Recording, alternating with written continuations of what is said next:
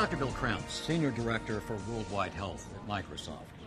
As a physician, my primary goal has always been to provide the best care to my patients.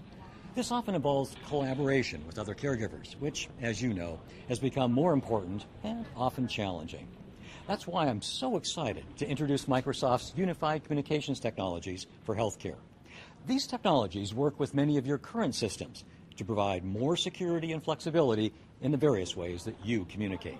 Now, the scenarios we present here are fictional, but they'll give you a good idea of how our unified communications technologies are currently being used by healthcare organizations around the world. At the core of it all is a feature we call rich presence. The color-coded dots next to the names let you know which colleagues are available and how. Now, since you set your own status, you can let others know the best way to contact you at any given time. Caregivers around the world are finding that unified communications technologies help them manage communications more effectively, so they can spend more time with their patients. Now, for instance, I can see that Dr. Andrews is in surgery, but that Dr. Lowe is on rounds and is available. I've just sent an instant message to Dr. Lowe to see if she can tell you more about caregiver collaboration.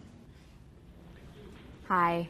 I just got an instant message from Dr. Crounse saying you'd like to know more about using unified communications technologies to work together.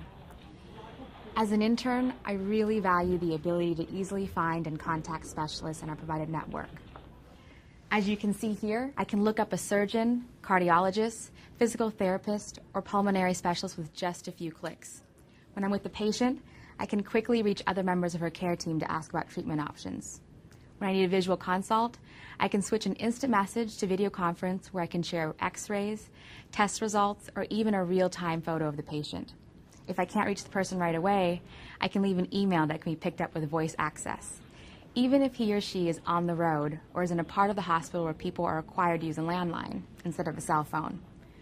Let me hand you off to Dr. Andrews. She can tell you how communication tools help her manage her unpredictable schedule.